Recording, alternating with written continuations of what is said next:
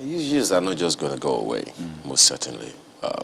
There is definitely a need to clear the air on what happened in Benue. People are not just going to sleep and wake up and just, okay, it happened, it didn't happen. Well, people hold their opinions. You remember the concerned Benue mothers came out to speak. The governor of Benue State said he's not even going to come out to say anything about this matter anymore. People should go ahead and defend themselves. The police have put out a statement saying nothing happened. So there is definitely a need to come out and clear the air. On the one hand, it is clear that the trust quotient is greatly depleted. So to say nothing or to just deny without, giving people believable information, I think it calls for a lot of persuasion on the parts of people, because who's going to believe just anything? That's a big question you ask. And yesterday we asked people to tell us their experience with governance across their states.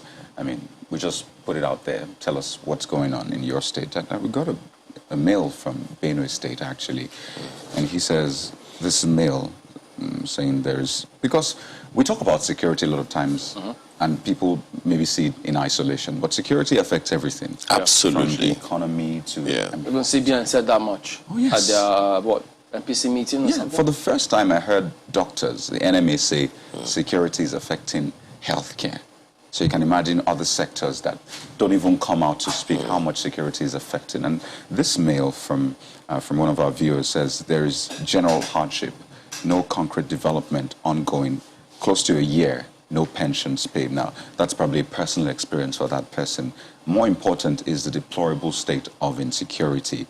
And, the mail goes on. And, some of these questions we'll be putting out to the Deputy Governor of Benue State this morning.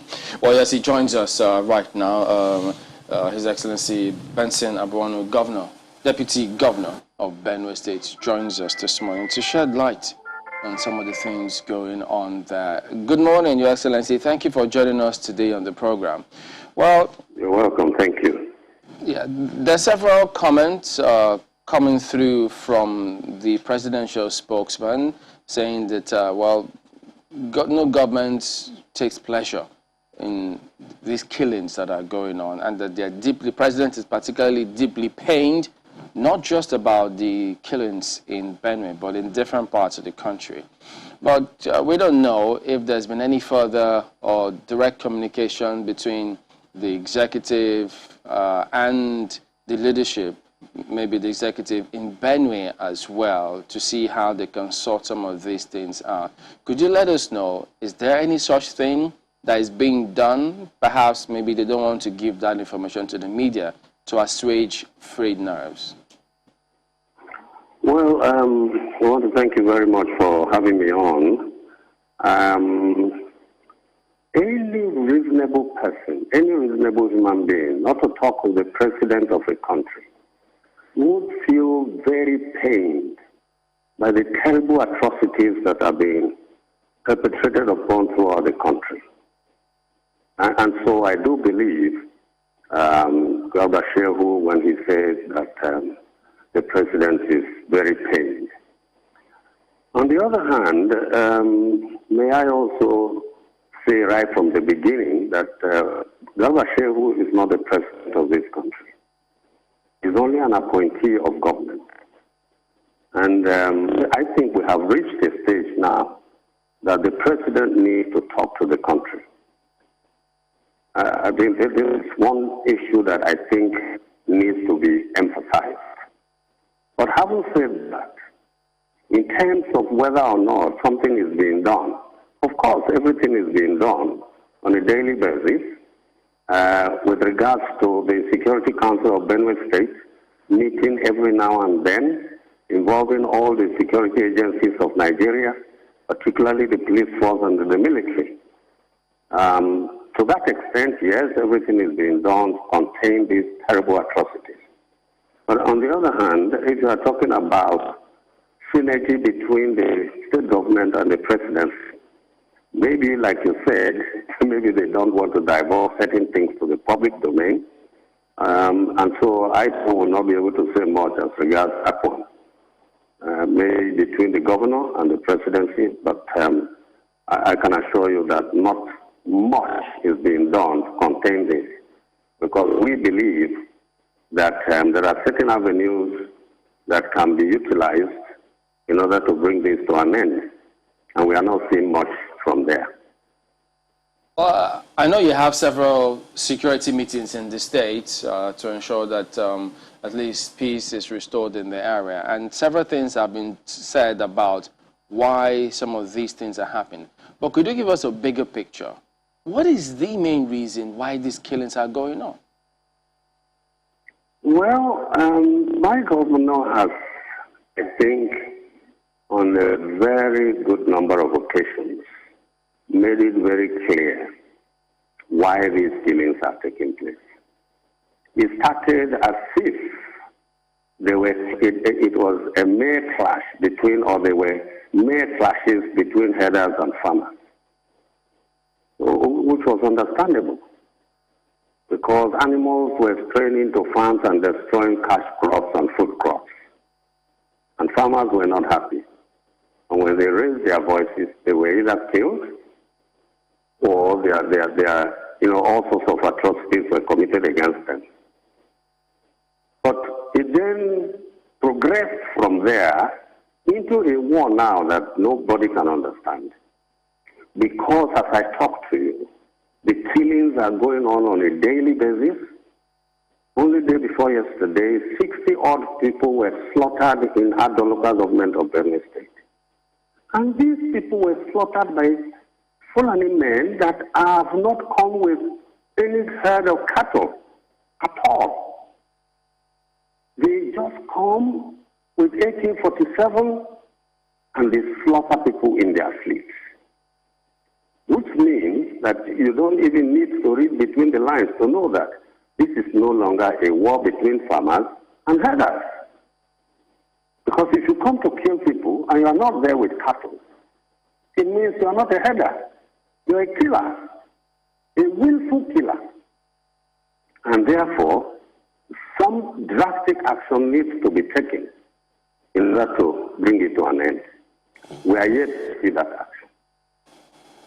Well, Your Excellency, when you say that, I mean, in your response to what the presidential spokesman said, that the president cannot be happy with the spate of killings of anyone, much less, his own citizens. This information that you just gave now about 60-odd people being killed, do you think the president is aware? These are security issues that are reported on a daily basis. On a daily basis. The Department of State Security, what is known as DSS, compiles these reports and sends them to relevant authorities, including the presidency. And the police force is aware, the commissioner of police is aware, and there's no way anybody would say that the presidency is not aware. So it is my firm belief that they are aware.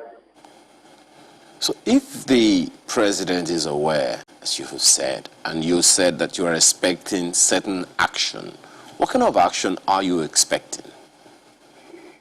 Well, one very simple but very effective action, in my view, and I have said this in a number of places. I've said this at the Nigerian Governors Forum meeting. I've said this in the Northern Governors Forum meeting that took place together with emirs and chiefs of the North. And I've said this even in the National Economic Council. Look, very simply put, a word from the president of this country condemning what is going on and asking the Fulanese to stop these terrible actions of theirs, I believe will go a very long way. I had also, what would I use now? I had put a very solemn request to the Sultan of Sokoto and even to the Lamido of Adama, who is the leader, the worldwide leader of the Fulanis, that we need to hear from them. The Fulanis need to hear from them. Their own leaders condemning what they are doing and asking them to put a stop to it. It's a very simple way of doing this thing, and I believe it will be a very effective one. We have not heard that. We are yet to hear that. The Fulanis are yet to hear that. And so at the end of the day, the body language of the leader of Fulanis in Nigeria is a very, very serious issue that needs to be addressed. So, haven't spoken about, response from the president and other leaders. What about the response from security agencies? How has it been? No, in fairness to the security agencies, I think they've been doing a wonderful piece of work. Wonderful, honestly. I doff my hat for them. The police, of course, is overstretched. They are undernumbered. They are overwhelmed. But the president, I must also applaud him in this respect. He had given his approval for the military to intervene. And it is that military intervention that has brought some level of relative peace that we're enjoying, especially in the townships in Benue State. Otherwise, there would have been something else. It would have been a massacre of a sort. Because you will not believe this. In certain areas of Makurdi, which is the state capital of Benue, in a place like where there's an army establishment, what is known as NASM, the Mechanical and Electrical Engineers Unit of the Army, which is right at the outskirts of Makurdi, killings take place there. The IDP, which is at the Bagana, a mere 5 kilometers from Makurdi, killings have taken place there 2 weeks ago. So we are being surrounded. And unless something is done and done quickly, we may be heading for a precipice that nobody will be able to tell. So the military have done very well. And in this regard, even Fulani military men have not taken sides. They've done extremely well. And I want to also say the president has done well in this regard. I get the impression that it's mixed feelings for you. On one hand, you commend the president regarding security, but for his response or lack of it, as you feel, you think he has not done quite well. But I'd like to get some clarity on something you said earlier about the statements we have seen from the presidency or Mr. Garba Shehu. Are you saying that when those statements come out, you don't think it is the president speaking, or you don't think it is directly from the president? I have not said so. I am not in a position to tell, because when instructions were being given to Garba Shehu, I was not there, and so I will not be able to tell. But we are deducing from what is going on. We are looking at the statistics. The killings are in their thousands, and have been going on for a good number of years. And so the deduction of Nigerians is that why would the president not talk? Okay, well, let's just get into the specifics now. You mentioned some killings just recently, 2 days ago, and I would like to follow up on that. What exactly has been done? We've seen security agencies move swiftly in cases of killings. Now, 60 people were killed. How many arrests have been made? What is the current situation of the people in that area? Well, this one I just talked about to you happened just 5 a.m. in the wee hours of yesterday, and so it's a little bit early. But by yesterday morning, we dispatched military men to the area, and I think investigation is ongoing. some kind of operation is also ongoing.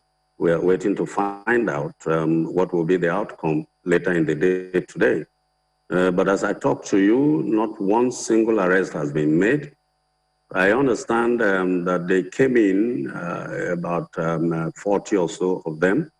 They came in on motorcycles, and after the killing, they went back into the bushes, and nobody has been able to apprehend any one of them. Well, could you talk to us about, there's this press release from the Benue State Police Command about certain developments in Katsina, Alap, and then they say that the police had they deployed their men to villages in Michihe Council Ward, Katsina, Ala local government area, to ascertain the authenticity of a certain news item which went viral on social media about 36 people who were being killed, and they said they found no corpses, no sign of burial whatsoever, and that that story was false. Are you aware of this release from the police? Well, to a certain extent, I would say yes, I was aware. Even the governor was also aware. But let me tell you something. Because of the killings that have been going on virtually on a daily basis, people become apprehensive. And sometimes there are rumors. And when rumors come, they spread very fast. Because of past experiences, as soon as they say, oh, somebody was killed in this area, oh, Fulanis have started arriving. The thing that happens is that people begin to run. They pack their bags and baggages, they put their loads on their heads, and they begin to move from one location to another. With particular reference to that one, or that issue, I think for 2 days, we got the security advisor together with the commandant of the Operation Wellstroke, the military, and they went over there, and for 2 days, they were not able to find any corpse. So to that extent, I would say that the release from the police had some element of truth. Would you be able to say the same thing concerning the 60 people that you said were killed yesterday? Is the police aware of that? Any action been taken so far? Yes, the police is aware, and even Operation Wellstroke is aware. They went there yesterday morning. Soldiers went there yesterday morning. Of course, we have photographs of a good number of corpses that as I talk to you, are still lying down there unburied because the area is not motorable. And when soldiers from Benue State went there, there was this confusion that probably that area was not in Benue State, that it was in Ebonyi State. And I also understand that when soldiers from Ebonyi State went there, they said, sorry, they are not in Ebonyi, they're in Benue. And so they've been left unattended to. But the villagers had come up with photographs. The chairman of the local government had been able to go there and had seen corpses. The member of the House of Representatives from Benue State in that area has also been there and had seen some corpses. But today we are sending troops there, having ascertained that that area is indeed in Benue State. So we are going there today. Money has been made available to bury the corpses. And so I can assure you that that actually took place. And there were casualties. I mean, the scenario you just painted is really heart-wrenching. And just on a final note, as we wind down, I mean, one of the messages we got from someone in Benue State yesterday spoke about a certain fresh community vigilante. If you could just round off with that, how is that going to work, especially with these attacks that we have seen? Is that like going to be a silver bullet or something at least to help the people protect themselves better?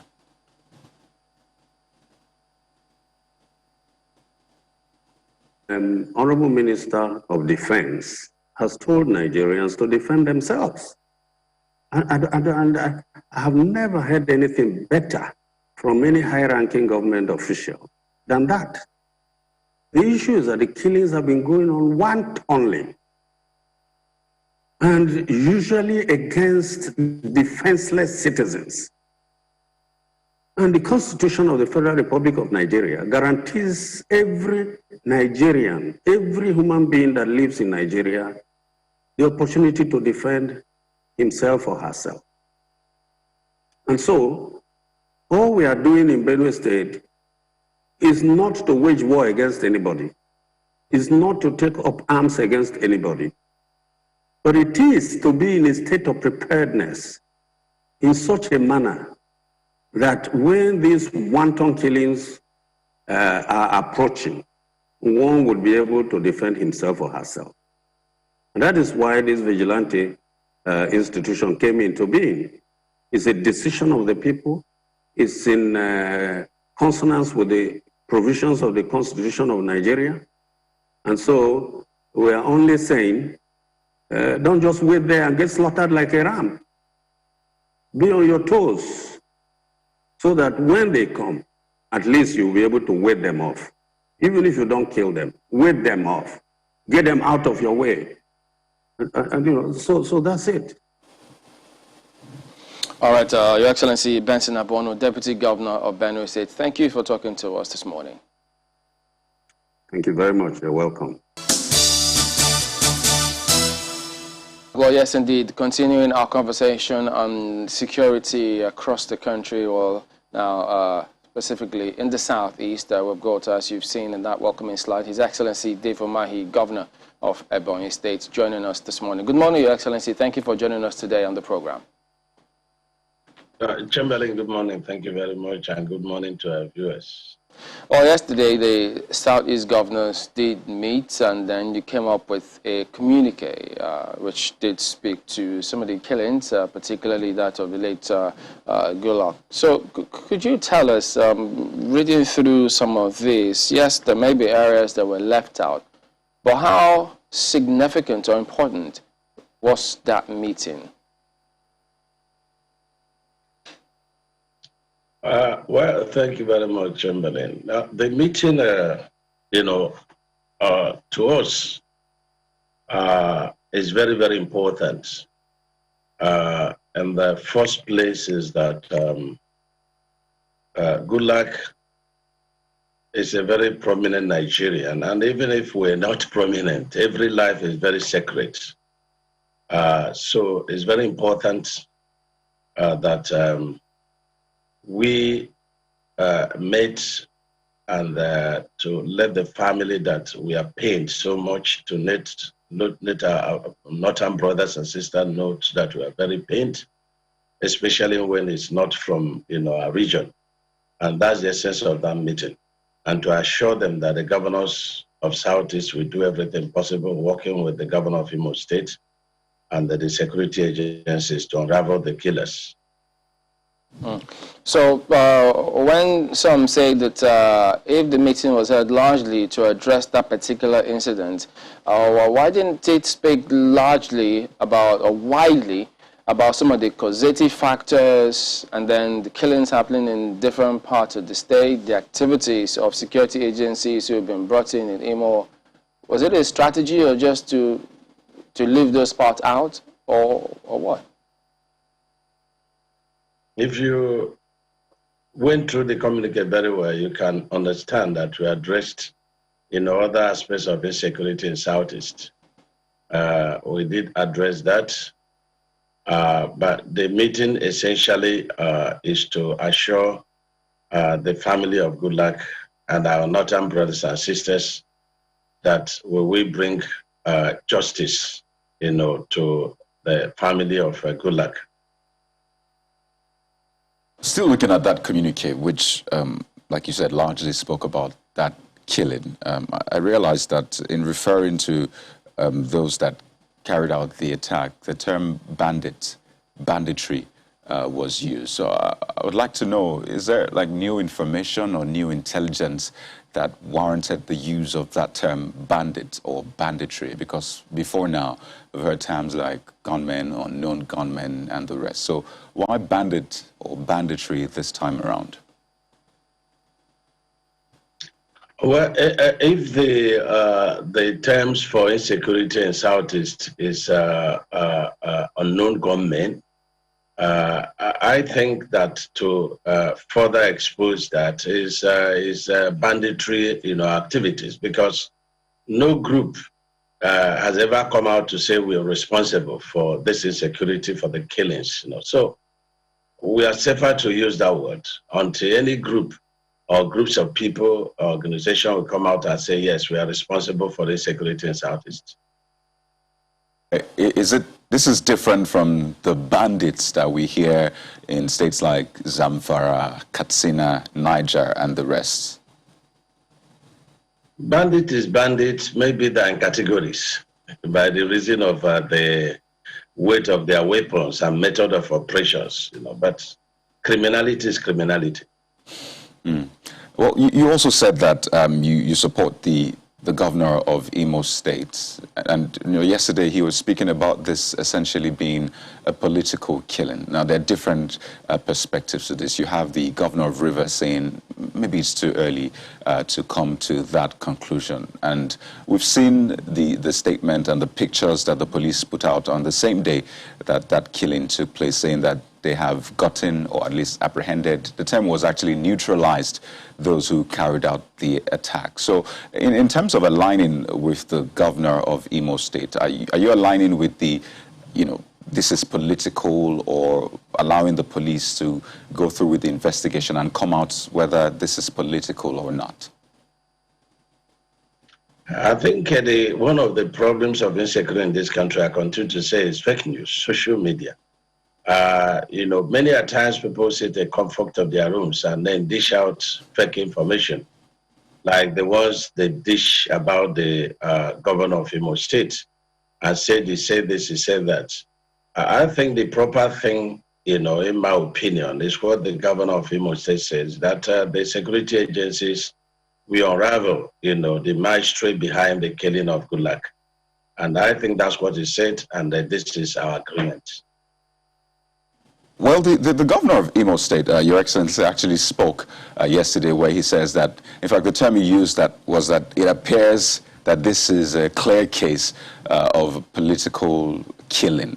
Those were his terms. This is not fake news. This was what he said just yesterday. Hopefully we'll get to play that to you. So is that the one you're referring to, or something else? When you're confronted with a problem, you probably have, a number of, opinions. It doesn't make that opinion, if he said so, the right opinion or the wrong opinion.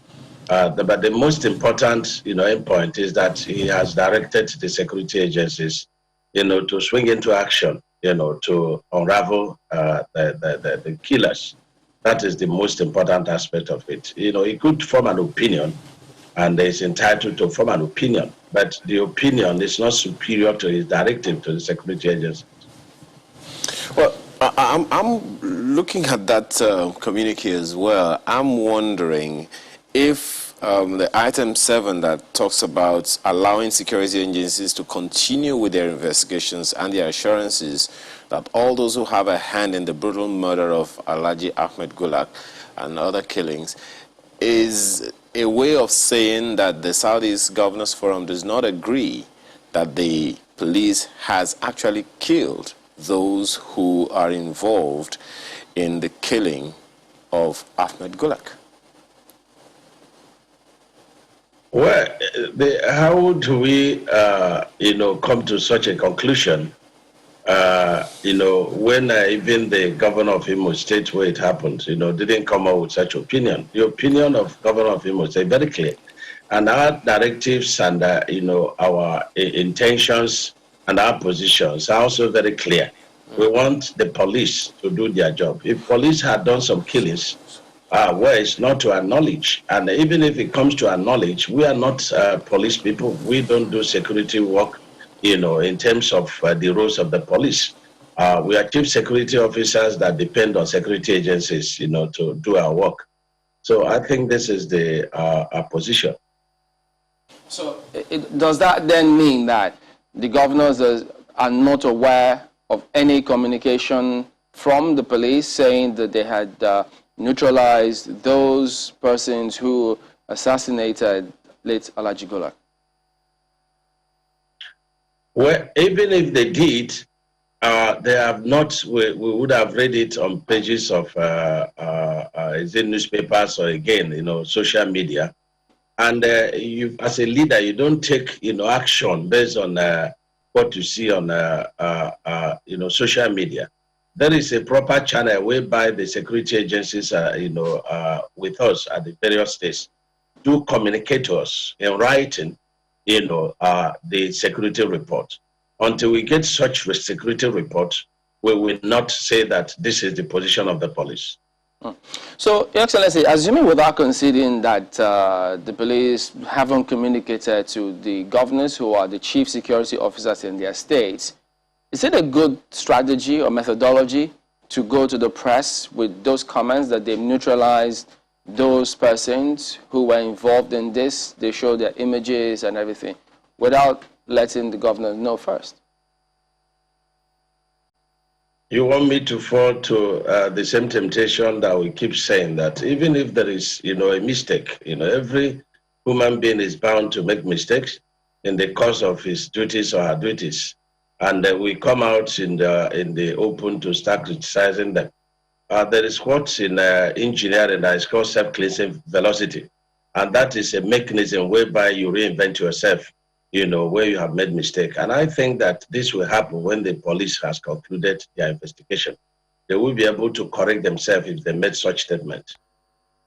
Well, it's not to let you fall to anything. It's just that there are several people who are confused about what really the situation is, because if the police say they've neutralized all those persons, they showed the images, and then they've not communicated to the chief security officers, assuming that's the case, and then the Southeast Governors Forum says that, well, yes, they condemned the brutal assassination, and here they're saying that they want them to get to the bottom of the matter. It does suggest as though, even though they say one thing, those who are behind it, or those who are really behind it, have not been apprehended. Will it be wrong for people to assume that? Well, I don't know what else to say about this, but the important thing to say is that the police has not finished with their investigation. And I say that even if they were hasty in making a statement, even if they were hasty, the word is even if they were hasty, that we can't take on them, publicly until they finish their investigation. And part of their report is maybe to correct themselves if they were hasty in making statements. Okay, that then suggests that, well, some errors have been made, may have been made in a haste, and since they say it's political, then because the people who were neutralized, they say they were gunmen, the communique equally underscored that they were gunmen. So these are not the political persons, quote unquote. So perhaps the public will then be looking forward to see, so who are those political persons behind this? Is that right, if that is the expectation? I won't tell the parts that we didn't pass through. So the point remains that the police has indicated, that they are into investigation, of the matter. And so I think that we should leave it to the police, to conclude whether it's political assassination or it is a mistaken identity, or whatever is the motive behind such evil act. It will be unraveled. And God is alive, and the God, will definitely, assist us in this trying period.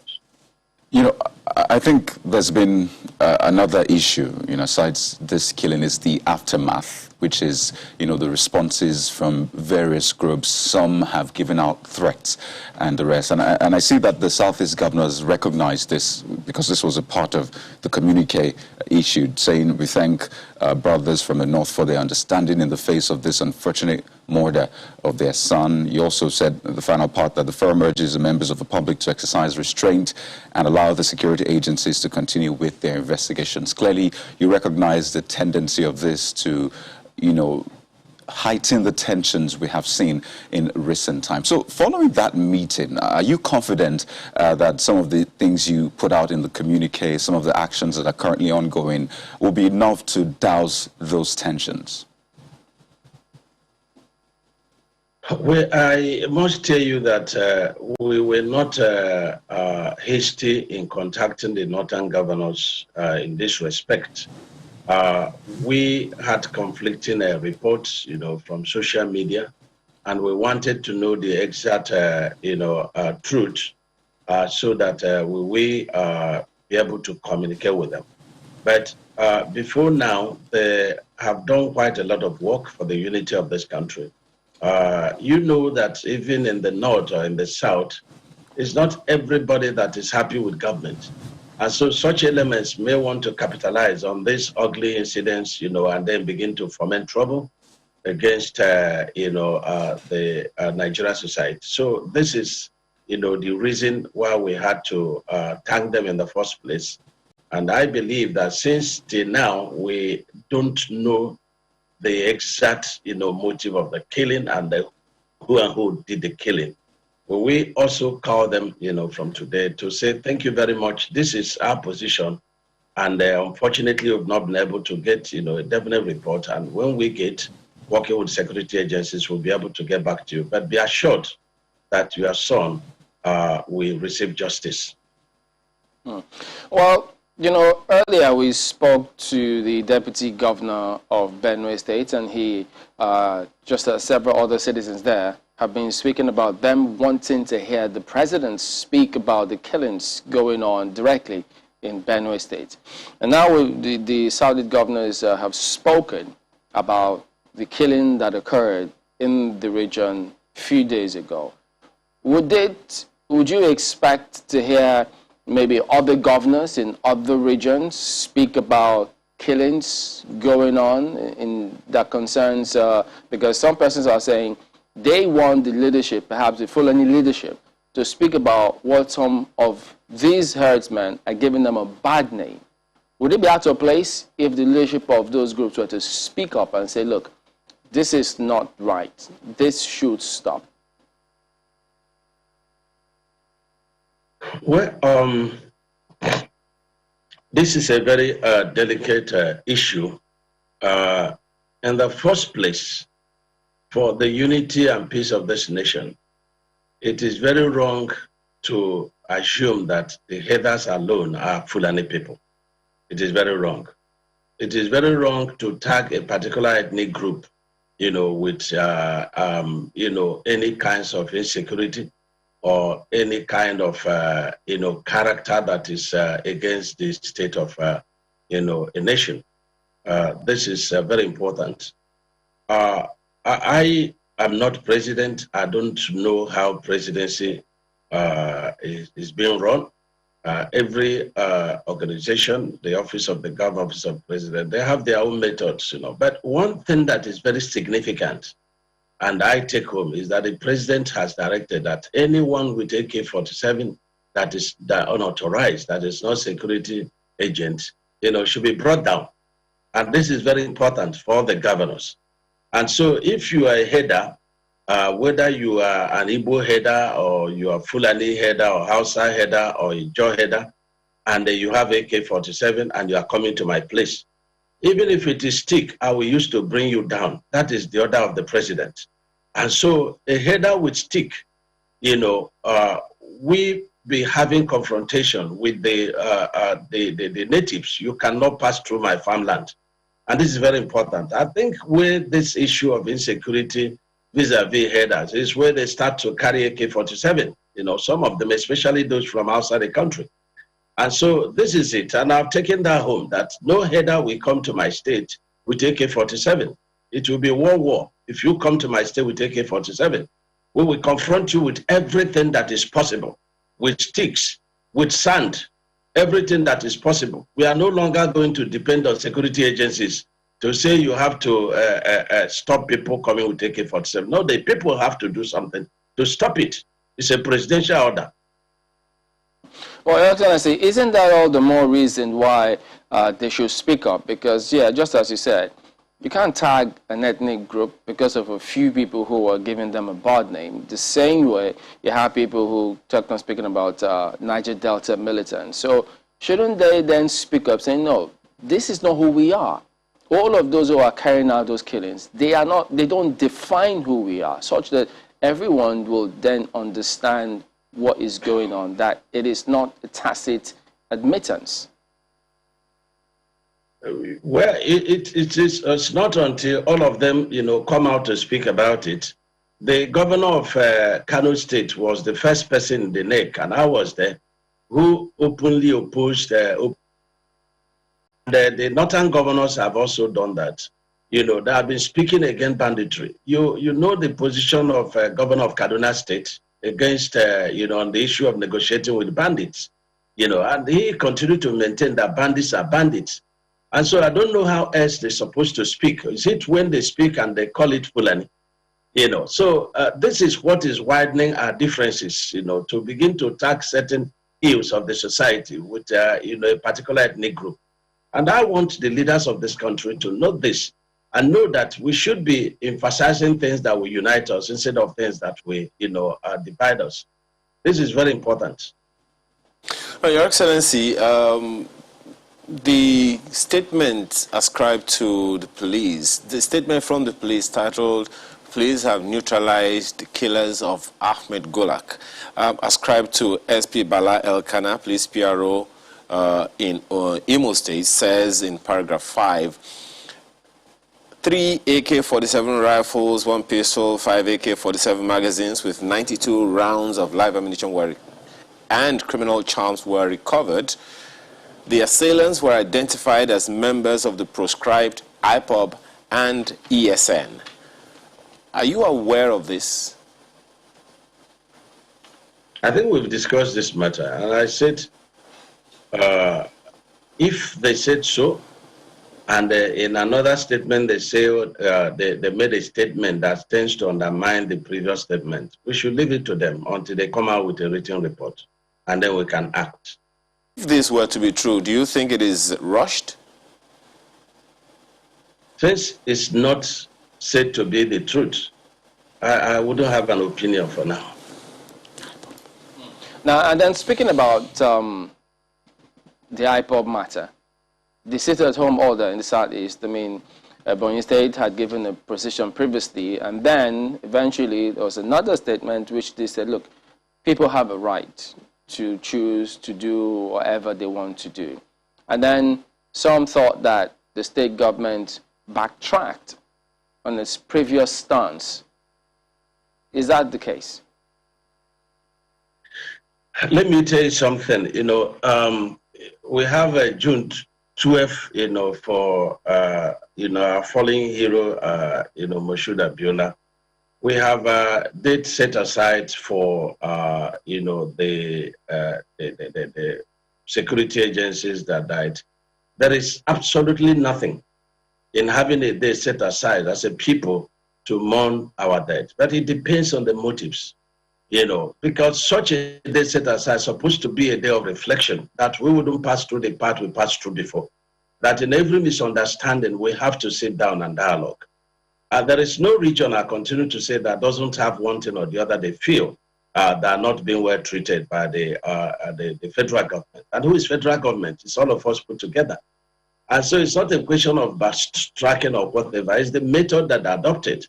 If the leaders of Southeast had agreed, and I'm sure that they will agree in future, and we will be willing to set aside 30th of May every year, to honor and remember the dead. But the significance of that, day, if set aside, is for each and every one of us to reflect and to also say, should we have done it, differently?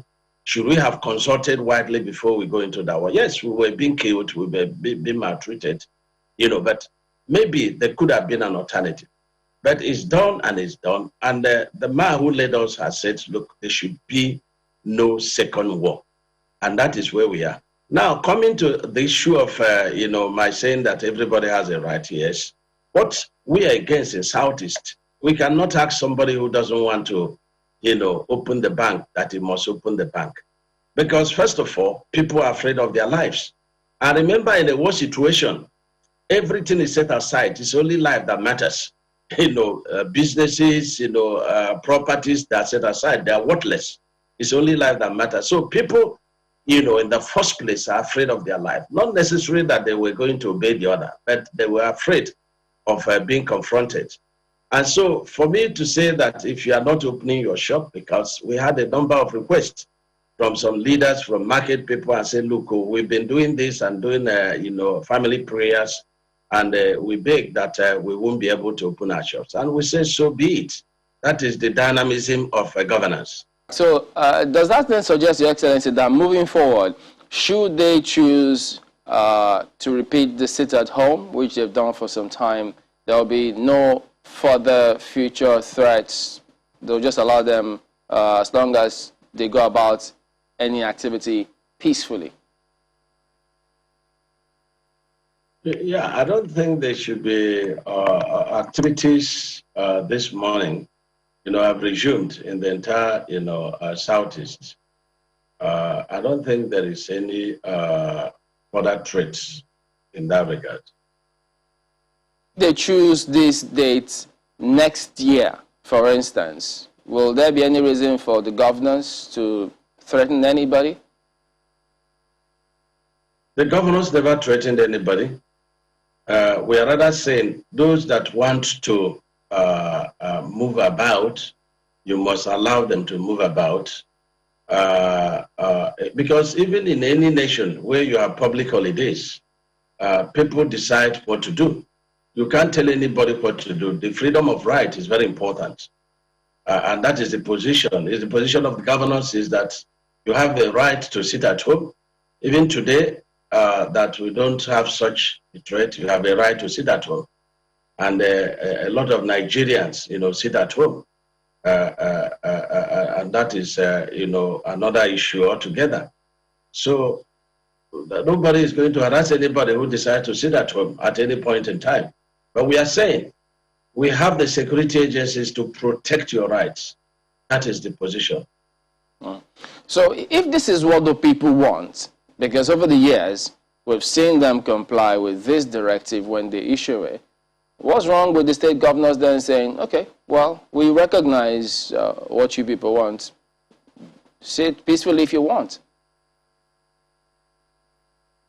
The truth is that, like I said before, that meaningful Southeast people are beginning to say, look, even beyond the issue of sit at home, that there is a need to set aside a date, to honor, our brothers and sisters who were, murdered during the Civil War. And there is nothing wrong with doing that.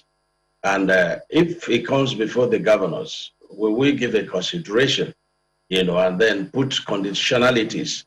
And one of the conditionalities is that if anybody decides to do otherwise, you must allow the person to exercise his or her rights. So are you talking about a public holiday or something just for Southeast states, or something you're trying to escalate to the federal government level? Because you referenced June 12, for example. Now, June 12 is a national public holiday. There's been an amendment. So what's the thinking around this day for the Southeast and the people of the Southeast? The National Day set aside, to remember those who were, killed, both on our side and side of the federal. It's still, I think 15th of January or thereabout, every year.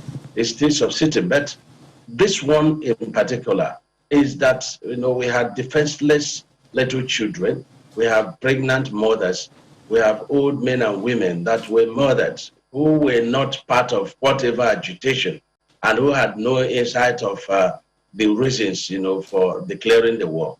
And, they were not part of, the agitation, or so to say. So we are saying, look, we would like to have, a public holiday, for them, and I think that's what you're asking, and I think that's what you impute that the people are asking. And we say that if it comes to us from the leaders that we're going to give proper attention to that. And the tendency is that, speaking for myself alone, that we grant that day as a public holiday in the South. Your Excellency, when you say from the leaders, which leaders specifically? Are you talking about the Ohanese, or is it the same persons who championed this particular sit at home? The leaders in the first place are the youths. The youths are our leaders. The Ohanese, the cultural leadership, the political leaders, the stakeholders. It does not mean that all of them must come together, because a good idea will be imputed in one person by God Almighty. And then when it comes, and you definitely know it's divine, you do something with it. It doesn't mean that everybody must come together. But there must be a proper request for this in one of our meetings. And I think it's already going to be deliberated upon in our next meetings, Governors Forum of Southeast, with our leaders. Just to be candid, Governor, I imagine what you're grappling with. You are an elected governor, the executive governor of a state, and then you have a group giving orders from time to time. I wonder how that sits with you, because my colleague earlier asked, so what if this order is given? Who knows? Maybe another order is given, a different order is given for next week, and you know how these things go. It might be incremental. So how are you approaching this? I mean, trying to handle some of these orders coming from a group that is not elected, as it were, the way you were elected by the people? The only person that gives governors orders is Mr. President within the limit of the Constitution, the orders of the court. Besides this, nobody else gives a constituted authority of elected governor orders. And this is very clear. So we do not understand the order you talk about. Well, it's the same order we're speaking about, the sit-at-home order, which was given by IPOB. And I'm questioning how you are handling this, because a lot of people are emotionally invested in this. I mean, you saw how people aligned with that sit-at-home order. And I'm wondering, what if the order tomorrow is different from the group? How are you handling this as the governor? Because I do not recognize an order. I recognize an intention, that, some of our people, feel so sad about what happened. And I think majority of the population of Southeast never witnessed the war.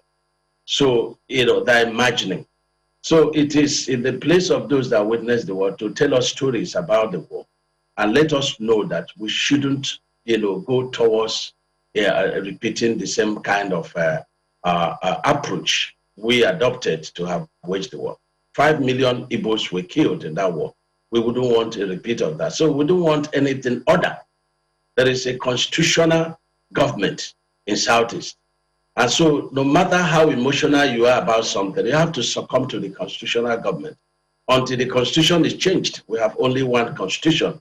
We have only one governor in each of the states of Southeast. Well, speaking about many who are not happy, there's been several images circulating about the conduct of security agencies in Imo State. And there are many who just feel that there's some extrajudicial killings going on there. They're not happy with the way they are being handled. What is the thinking of the governors about that operation and how the agencies are handling it? Well, I wouldn't know which one is the truth. Again, the social media is a very terrible situation. Somebody told me, one of my staff told me that anything you don't see from channel, don't regard it. And, we comment the print media and the electronic media, in this regard. But the one menace is still the social media, the fake news, the online bloggers, who are bent on destroying this country. And that's what I think the security agencies, at the national level and state level should look at. Somebody sits at the comfort of his house and dish out images. There was a time about 3-4 months back now, they broke what happened in Senegal, and they detailed it and then said that it happened, in Ebonyi State. It took the efforts of, governor of Kaduna State to send something to America, where they detailed it and told him where they came from, because it was capable of destroying the relationship, we have with our brothers in the north. And so we wouldn't know exactly the truth about what is happening in Muslim. But this is what I have to say. from what is happening in Ebonyi State, where the youths go to attack the army, the police, burn down INEC offices, burn down police, headquarters and offices. And when these people confront the security agencies, they kill the security agents. Sometimes security agencies will kill them. We'll be able to profile them, and we saw that they are not unknown gunmen. They are our brothers, mostly from Southeast, most of them from Ebonyi State, others from Southeast. They are never outside the country. So when we talk about good gunmen, known gunmen, in Ebonyi State, they are known, our youths. And that's why I came up with a number of programs to say, look, whatever is your grievances, we have, employment to give you. We have empowerment to give you. We have empowerment to give to your wives. Come out of criminality, and this is very important. And one aspect, Chamberlain, I want you to note is that in all this violence, IPOB will come out and say, look, we are very peace, people, our approach for agitation is non-violent. And I want to tell you, truly, that a lot of criminals, the kidnappers, the cultists, the armed robbers, they have cashed into this. And it's safer for them to say that the IPOB. But a criminal is a criminal. And my position is that if you confront an army man and you're with AK-47, you want to kill him, he should deploy his rule of engagement, and he has to bring you down. This is very important, self-defense. So this is my position. Let the youth put down their guns, their violent nature, and then we'll be able to look at, whatever fundamental, rights of our people that are being violated by security agencies. I will not say that when you deploy security agencies to a place that they will not do beyond their call of duty. It is not possible to categorically say that. But when you have infested, firewood, the ants will definitely come over there. So let our people come out to speak out that the unknown gunmen are not really unknown gunmen. They are our young men and women who will defend our land tomorrow. They should stop being killed. They should stop giving themselves to be killed. And there are three factors responsible for this. Is people being brainwashed. They don't even know what they're agitating for. Then people that, go to talisman and they, get all kinds of juju that no gun can kill them. And yet guns are killing them. And then you have the hard drug. These are three combinations that are destroying our land. Well, we will not air gory pictures such that we don't offend the sensibilities of the viewers. And so, but that doesn't mean that some of those things, in the event that it happens, it won't mean that it didn't happen because we didn't air that owing to the rules of broadcast. But from whatever information that you have and governors have, for instance, yourself as Chief Security Officer, you equally rub minds with your colleagues. You just had the Saudi governors meeting. So are you happy with the conduct of security agencies who have rules of engagement in their operations in the area? Well, I wouldn't start speaking about, a place I don't have jurisdiction over, but in Ebonyi State, I'm happy with the security agencies, their conduct. And the security agency in Ebonyi State has not even gone out. They have not even gone out to hunt for these criminals. But they always, they're confronted, they have such a courage to come to a police station, to go to military checkpoints, and they be killing them. And they have to return fire for fire. And this is, beyond the culture of our people. Our people are not known for this. And so I'm happy with the security agencies in my state. I'm happy with their conduct. And this is very important. I've done everything possible to educate these children. Let me give you an example of yesterday. I heard Nnamdi Kanu, rightly or wrongly, when he came out on broadcast and said, look, you must not deploy violence in the sit-at-home yesterday. You must not, destroy any property in Southeast or anywhere. You must not attack people. I heard him. But yesterday in Ebonyi State, we have casualties from the Hadas attack in Benue State, but those victims are our people that are resident in Benue State, that are citizens of Benue State. And we have our hospital filled up. And we had to beg doctors, to come and attend to a lot of them, very terrible sights to see, And then, you now have this people confronting them, burning their vehicles, threatening to kill them. Of course, the security changes had to be deployed.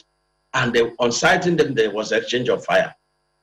And then in another place, you also have the same thing. Even when you have public holidays, when you even in war zone, you have the medical people, the service provider that are given access, to go for people who would need such services.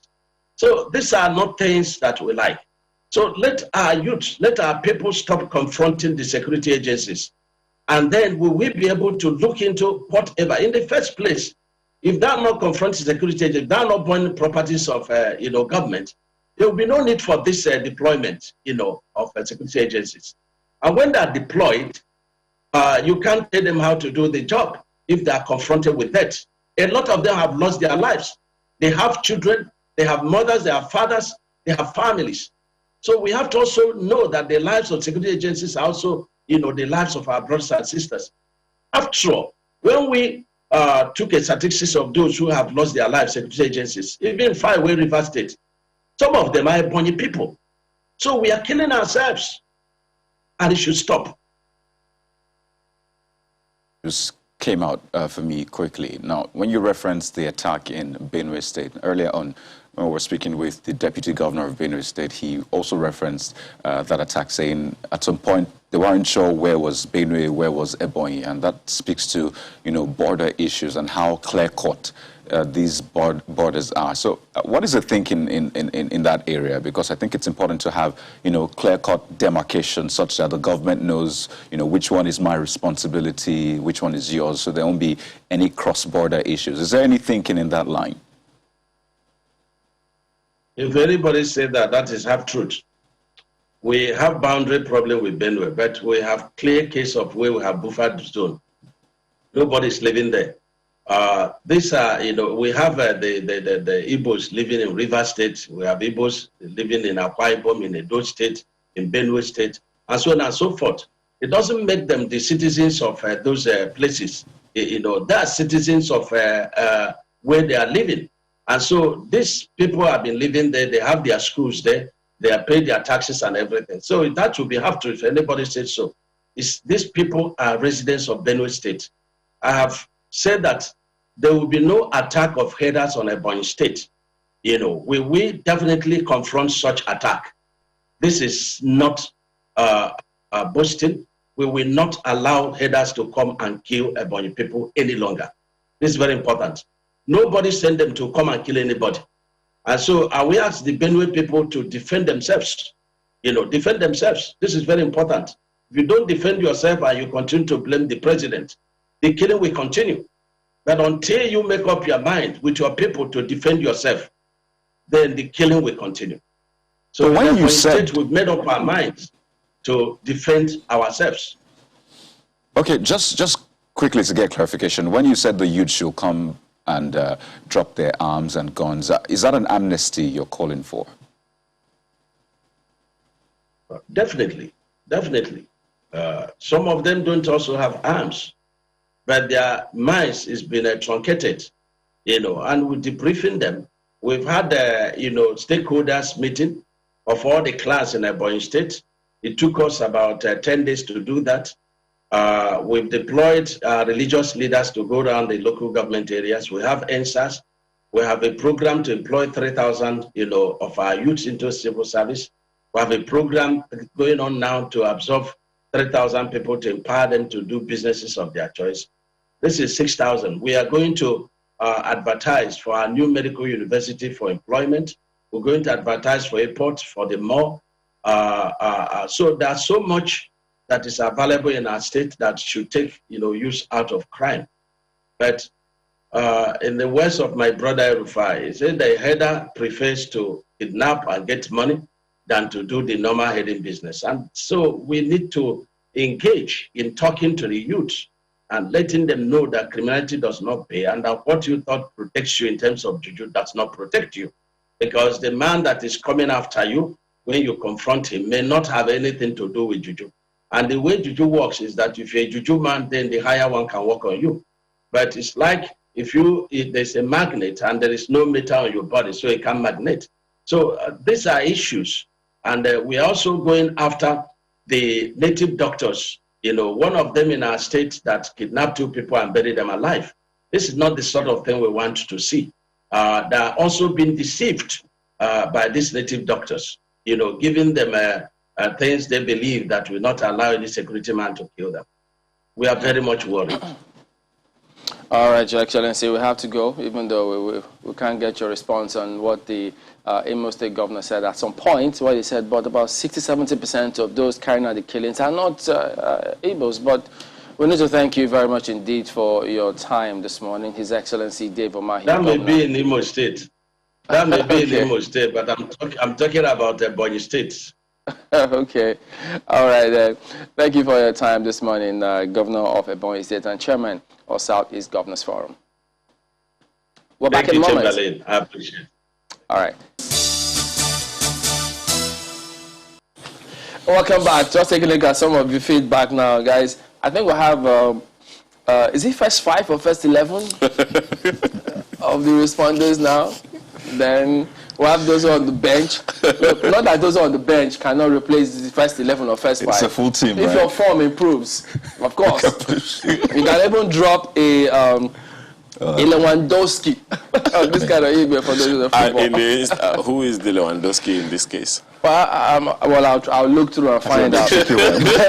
I'll find out. But the first message we've got here is from Henry, and one who's talking about governance. He says, look, I hope that all aspirants for 2023 are studying the various challenges and their solutions. We will not entertain any further excuses as poor performance again. Governance is a serious task for the resourced, prepared, and able, not only willing and available. You know, in the States, for instance, you know, economy is key for them. Oh, yes. They look for people, not just the different parts of the West, those other developed areas. If you can move the economy forward, you have a very good chance. That's where there is a clear agenda of where the country is going. Well, what is the economy without security? Honorable Ademola Lalade tweets saying on insecurity, banditry, kidnapping, and assassinations are now a norm in Nigeria. Nigerians are now living in fear perpetually, and government needs to do more than they have done before now to continue to secure lives and properties in the country. Olagunju Oladele says, what feeds many of these organized crimes or crises is politics, which creates factions and thugs. These sects hardly get punished or followed up by the law when they commit an atrocity. They grow into insurgents when their political activities are no longer needed. Okay, we've got more now. Is it? Okay, well, there's more feedback coming through. Eagle Seal? Okay, well, Eagle Seal, I think this has got to do with some of what you had requested previously. Yes. Okay.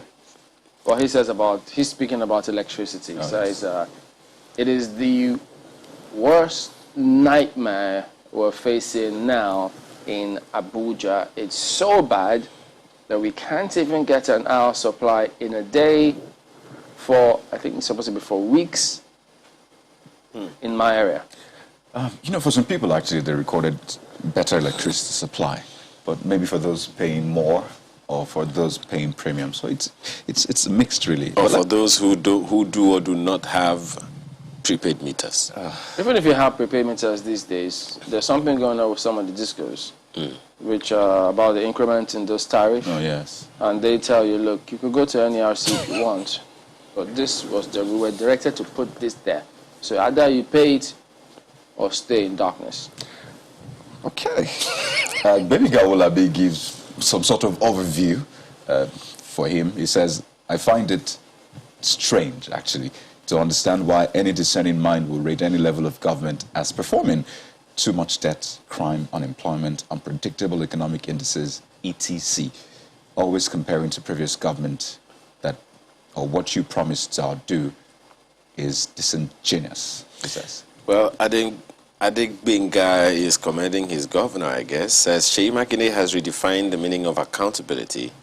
He'd been impressive in the last 2 years, and we, the people of Oyo, are happy to call him out, to call him our governor. He should continue doing good. We're solidly behind him. Muhammad Idris, I don't know, which state is this? Okay, he says, beautiful morning. The state governments have been doing, what? Fantastic, great. Is it fantastically great? Negatively, if we are to study how the security, education, and social well-being of the citizens, social amenities, Gaskia would need to reboot this nation.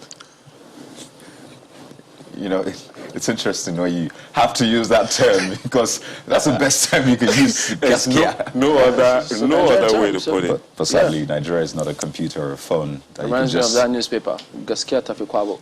Oh, nice. Those days. You're showing off, right? Yeah. Nice. Okay. It does come to memory. It's okay. Unintended. It's okay. Inadvertently. Showing off your fluency. It's okay. No, it's a newspaper. Don't worry, I'll start my Mandarin classes. Okay, let me see if I can take Ignatius Shabayan. And this is Kaduna, I think, saying El Rufai has done well in road construction. However, deliberately excluding the southern Christian-dominated parts of the state from benefiting from these infrastructure and polarizing the state so much along religious divides is his greatest undoing, he says. Let me quickly run through. Yari Yahya says, in Bauchi State, Governor Bala Mohammed is focused on improving infrastructure, which is commendable.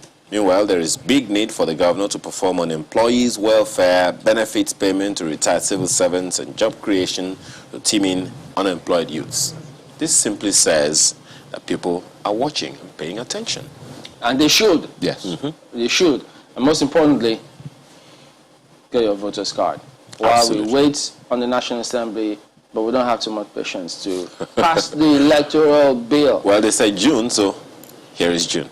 Okay, there you go. Well, that is it today. Thank you all for watching. We'll see you tomorrow. I'm Chamberlain. So. I'm Kairi Okikelu. Do have a wonderful day. I'm Ayo Makinde.